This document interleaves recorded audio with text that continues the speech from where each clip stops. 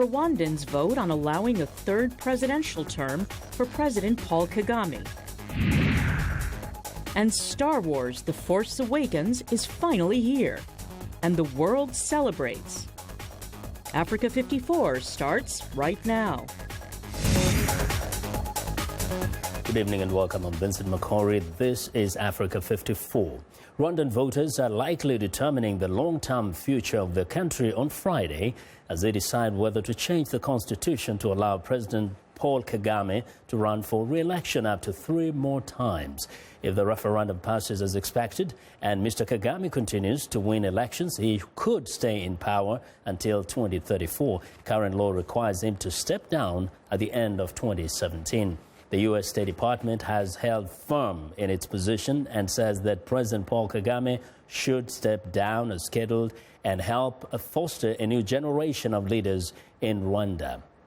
Now, for more perspective on today's referendum in Rwanda, joining us live via Skype from Toronto, Canada, is political economist David Himbara. Welcome to Africa 54, Dr. Himbara. Thank you so much. Thank you very much indeed. Now, we know that, I don't know if you know what looks like the projection here. Is the referendum going to be mostly yes, or are there chances that it might lose? I would be very surprised if he does not get 100%. Yes. Now, this is the question. Paul Kagame was asked by journalists, well, do you want to be president for life? And he answered, the people are the ones who want this. It's not me. Now, would you blame Paul Kagame if the people of Rwanda decide to change the constitution to allow him to continue staying in power? He runs a police state. He runs a totalitarian state. So anyone who dares say no, the state knows, and that person would be in trouble. So they really have no choice but to vote yes. I mean, are you really saying that all these thousands of people came out in droves, come out mostly out of fear rather than out of a desire perhaps for continuity? Perhaps they really feel like they're more comfortable with the president they've known for a long time. Let me remind you that Rwanda Senate and the Parliament claimed that after touring the whole country seeking views, they found only 10 people opposed in a population of 12 million. That is impossible in a free society. Yes. Now, looking forward, if indeed this referendum gives him an okay, what do you see as the future? Do you possibly see Kagame saying, no, I will not run regardless of what the citizens want? Well, there is always a possibility that somebody could come to a realization and do the right thing. Perhaps you could say no, but I highly doubt it. He will be in power, as your programs suggested earlier, until 2034. He'll be 75.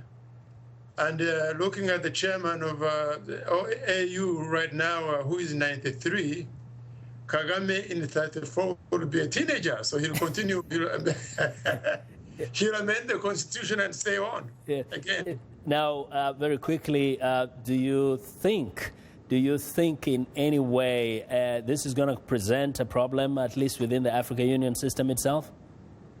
No, it's African Union right now is a club of like minds, shown by the chairman of Robert Mugabe.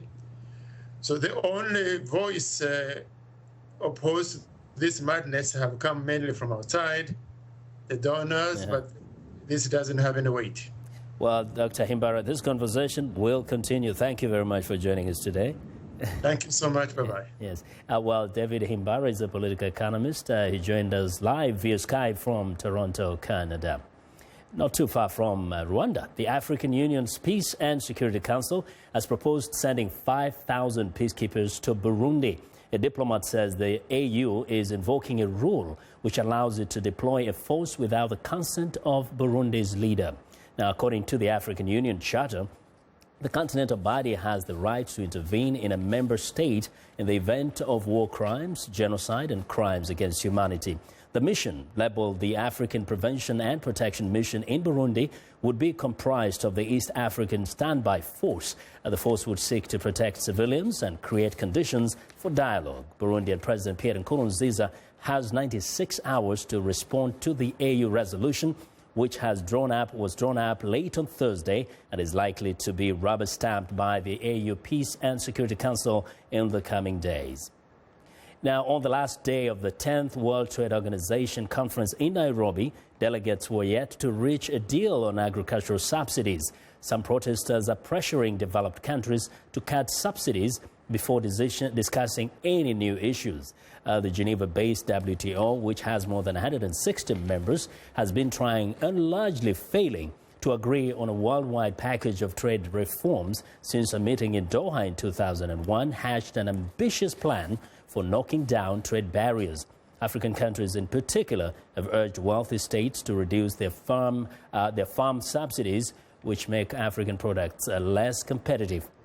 Now, the conference has so far reached some agreements, including a technology deal that will eliminate tariffs on 65% of internet technology products. Well, for more insight, XN Iraqi, professor of economics at the University of Nairobi, joins me by phone from Nairobi. Professor Iraqi, welcome to Africa 54. Thank you very much. Now, what are you hearing? Is there any last-minute deal here, especially on the agricultural subsidies issue? The Kenyan news media, particularly the Business Daily, have reported that there was a deal, and the deal specifically was on farm subsidies. But they're specifying that they won't be in place until 2020, which is about 5 years to come, which in my opinion appears quite fine in the future, but it's still very good news. That sounds like really good news. So what would this mean to African countries particularly that have been fighting for this? I think the good news is that they will find it much easier to engage in trade. They will find it easier to sell their products, particularly primary goods, to the European market and to the other developed countries' markets. So that will mean more trade and more income, particularly for the subsistence farmers who do a lot of farming in this country. Yes. Now, do we have any details as to what this really means, or was this an endorsement of what was crafted in Doha? I'm not sure whether it was an endorsement of what happened in Doha, but the good news, everybody on the street seems to be very happy about that. But what I know is that from Doha and Wood and so on, that was always a contentious issue about agriculture and the subsidies, particularly from developing countries like Kenya. Now, Professor Iraqi, can you just break it down for most of our viewers, what those subsidies do for African products and what now it can mean to those who are farming, just like those in Kenya? I'm not hearing you very well, but basically what subsidies mean is that developed countries make it easier for the farmers to sell their goods so that if the world prices are low, then they can pay the farmers an extra amount of money so that farmers never make a loss and they keep producing. So if you don't give subsidies to your farmers, particularly in developing countries like Kenya and so on, then your farmers suffer because their products are not competitive in the global markets. And that makes a huge difference. Very quickly, there was also the agreement on technology. How much will that mean? What will it mean to the countries in Africa? Sorry, I don't get you very clearly. Agreement on technology items, on electronics. So that's very good news, particularly for a country like Kenya that has been a hotbed of innovation. So we have M-Pesa, we have a lot of computers coming in, a lot of mobile phones coming in. We are talking about a revolution in electronics in this country, in ICT. So with tariffs going down, then I see this sector becoming more vibrant than it is today. And we hope that in the future it's going to get to spill over, not just to the neighboring countries, but to the whole of Africa. It's very good news. Okay. Professor Iraqi, thank you very much. XN Iraqi is a professor of economics at the University of Nairobi. Well, we want to know what you think about Africa 54 and the stories we covered. Join the conversation on Facebook. The address is Africa 54. And check out our headlines 24/7 on voaafrica.com. Find me on Twitter at VOA Vince Makori. Well, coming up, Cameroonian Afro-jazz artist Amand Ntep. Stay with us.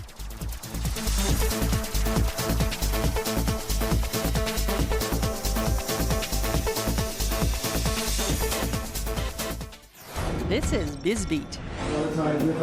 Nearly 4,000 people from 50 countries recently converged in Cairo for Egypt's entrepreneurial summit, designed to bring investors, small business owners, and entrepreneurs together. This year's theme, Rise Up, focuses on technology-driven businesses. Ahmed El Alfi is the founder of Sawari Ventures. We're trying to create a supplemental pillar of the Egyptian economy, to be an additional pillar from manufacturing and tourism. Egypt has a 13% unemployment rate, so Dave McClure, founding partner at 500 Startups, sees a lot of untapped business opportunity in the country. In other geographies around the world where we see similar size markets and audiences, there's usually quite a bit more capital at work. According to Forbes magazine, global investment in technology startups was $12 billion in 2014. That's 4 times the amount the year before. For VOA's BizBeat, I'm Philip Alexio.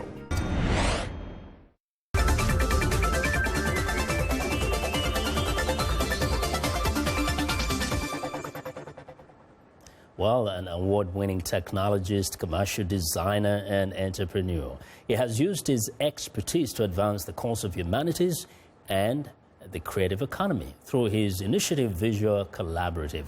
Ade Abayomi Olufeko of Nigerian descent is here today to tell us all about it. Welcome to Africa 54. Thank you. Thank you. Yes, now, you're doing quite a number of things, but just tell us a little bit about your IT expertise. First, what is it? What do you do with it? I do design. I use technology as a platform to create a visual analytics for research for various different industries. Yeah. I have been in the field since '97. I started very young. Yeah. And I'm doing that right now for various consulting with various Now, companies. you mentioned we mentioned that you do work with the Visual Collaborative also does contribute to humanities and the creative economy. What does this mean? Well, we all need to have a vocation. Yeah. Professionally, I do the technology, but for the holistic side and humanities, I consider myself a humanitarian first, then professional technologist. Yeah. But just to soften the edges of the logic with technology, I have a platform called Visual Collaborative we started in 2006. Yeah. So we use that. We pretty much marry technology and the arts, and it's a collaborative. And you had some art exhibition recently? Yes, we did. We had one last week. Yeah, so how does your expertise in technology play into this kind of art? I'm sorry, the question one more time. How does your art, your technology, your IT expertise, work around what we're seeing, around the visual art? In a post-digital format, we use the technology to gather everyone, whether it be online, create some dialogue, conversation, and through data visualization. But it's usually offline where the post-digital comes from. Yeah. You take everything online to offline, and that's where the importance, humanities, the human factors. Yeah, so, we're seeing some lady dancing there, some fellows doing drums. Yes. What's your connection there? That's a good friend of mine, Tolu Olumide. She's a R&B Nigerian singer, and she's, I've been part of the initiative since we started. So you've been supporting this? Yes. As part of the Visual Collaborative. That's correct. So you do support performing arts, you do support... visual arts, performing arts, speakers, academics, technologists, and scientists. Okay. Yeah. On the continent, back home, say Nigeria, to what extent do people kind of resonate with what you do? I say the arts first of. Yeah. Nigeria and all of Africa generally, we're really passionate people. So usually that's the entryway. the arts. Yeah. And as the platform expands, we're creating a model that would fit into a service-based economy. Over here is knowledge-based, so right now we're gradually switching to serve and create issues and bring awareness to certain things. Yes, there's a lot that happens in the world of IT and entrepreneurship. How do you make sure there's no confusion sometimes when you're trying to express yourself and make people understand what you're doing in any of these fields? There are some frameworks. Yeah. There is going to be confusion. It's just managing how you filter that information out. Yeah. And I would say there are different channels. Yeah. It could be through joint ventures, cross-branding. So the frequency or the voltage of the information is just not thrown. Yeah. In Africa, we're still adapting lots of Western tools. Yeah. So Visual Collaborative helps ease that.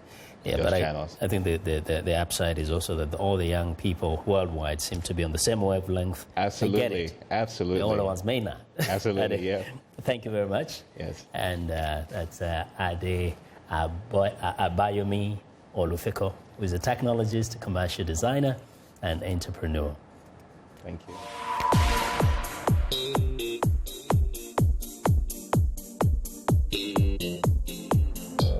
Well, Aman Tep is a talented Afro-jazz vocalist from Cameroon who now lives in the Washington, D.C. area. In 2004, he released an album called Bantuphonic, and now he's currently working on new music. He recently performed on VOA's Music Time in Africa show, hosted by Heather Maxwell. It's Music Time in Africa.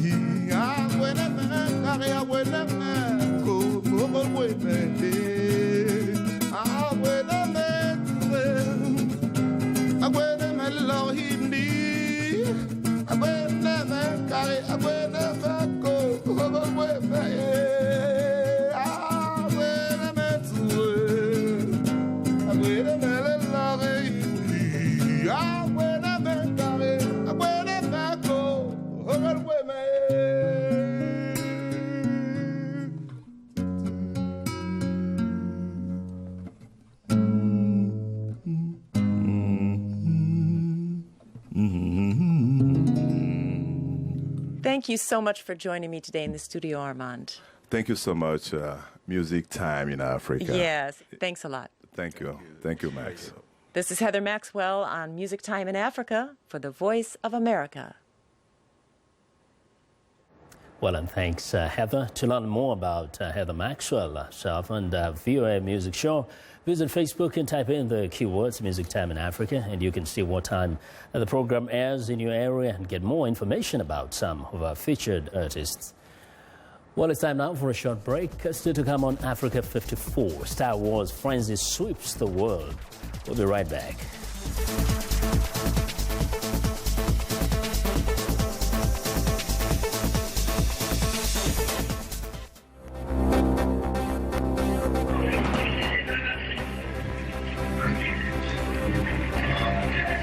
What is happening is people's choice.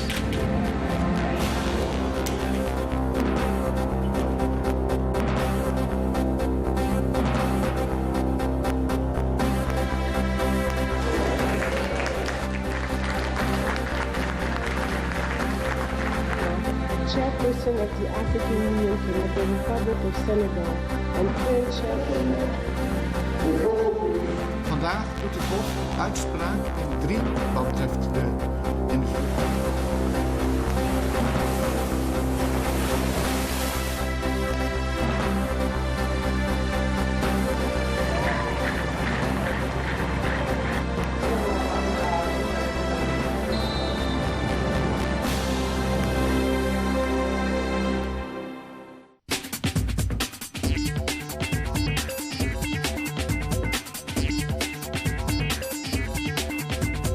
Welcome back to Africa 54. Here's what's trending. Well, it's finally here. Star Wars. The Force Awakens has officially opened. Not even winter rain could dampen spirits. Some fans camped out on Connecticut Avenue in Washington, D.C. to make sure they got the best seats in the galaxy. One man who says he's been waiting since last Friday picked up a free recliner and chairs off the internet to make the wait a little more comfortable. Before it was even released in the theaters, the American Film Institute on Wednesday selected The Force Awakens as one of the best films of the year. Well, meanwhile, in Hollywood, 2 very fortunate die-hard Star Wars fans had a wedding they'll never forget Thursday in front of the famed Chinese theater. Foreman Andrew Porter's 29, married Caroline Ritter, 34, a truck driver in a Star Wars-themed wedding accompanied by hundreds of fellow fans, family, and several Star Wars characters. The Australian couple flew over 7,500 miles to camp out in front of the theater, waiting to screen Star Wars: The Force Awakens. The couple were also gifted $5,000 as a special wedding gift by IMAX to put towards the honeymoon of their dreams.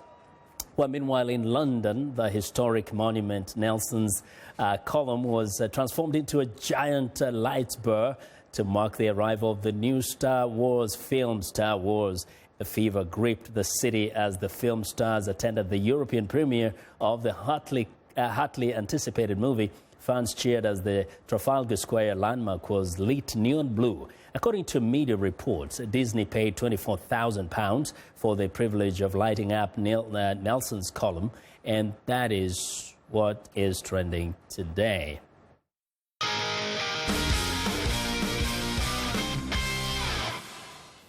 Well, it's time for our Friday Sports Report, and here's Sunny Young with the sunny side of sports.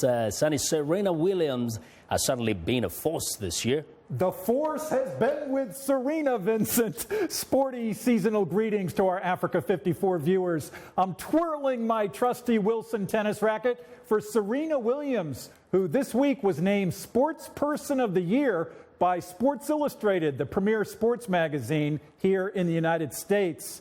Sitting on a gold throne in high heels and a one-piece black leotard lace outfit on the magazine's cover, Serena had a royally good year in 2015. The 34-year-old American star defied her age on tennis courts around the world, winning 53 matches and losing only 3. Serena also won 3 of the 4 major tournaments, the Australian and French Opens and Wimbledon. She fell short of her quest for the calendar year Grand Slam when she lost in the semifinals of the U.S. Open in September. With 21 career Grand Slam singles titles, Serena Williams is now only 1 behind the retired Steffi Graf, who has the record in the modern Open era. And just based on her 2015 performance, Serena could very well surpass Steffi's mark in 2016. As for the Sports Illustrated honor, Serena Williams has this to say. Then it kind of set in because I was like, okay, this is kind of cool. This is really going to work out. You know, I've been doing what I do for over 20 years professionally, and that's a long time to be playing. And, you know, this is the first time I was ever recognized as Sports Person of the Year. So it really, really meant a lot to me. And being a woman and being, you know, only the 3rd to be recognized is pretty awesome. Congratulations to Serena Williams, who had a pretty awesome year in tennis in 2015. I'm Sunny Young, and that's the sunny side of sports. Vincent? Well, thanks a lot, Sunny, and be sure to watch the sunny side of sports every Monday and Friday right here on Africa 54. And that's our show for today. Be sure to watch Africa 54 on our website at voaafrica.com. For more news, tune in to VOA's evening radio show, Africa News Tonight at 1800 UTC, and in the mornings to Daybreak Africa between 0300 and 0600 UTC. That's Monday through Friday. Thanks a lot for watching from all of us here in Washington. Have a good night.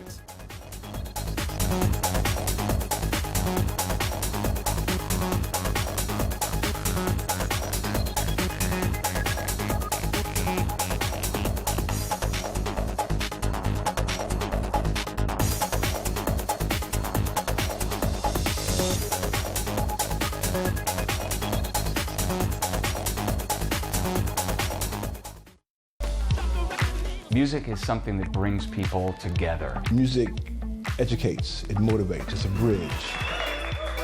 Music. Ali. On. VOA. qubanaha VOA waxaan ku soo gudbinnaa qubanayaal goosgoos oo xiiso badan oo ku saabsan arrimaha Soomaaliya, Mareykanka iyo caalamkaba. haddaba qubanaha VOA-da kala soco website-keena voasomali.com.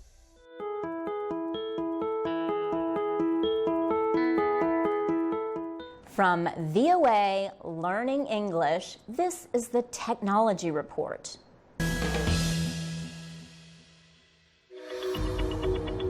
I'm Milar Sega. I'm the host of VOA's The Correspondents. A roundup of the world's top stories. Here's a false choice in more ways than one. We can't actually put you there, but we can come pretty close. In 30 minutes, we'll show you the world.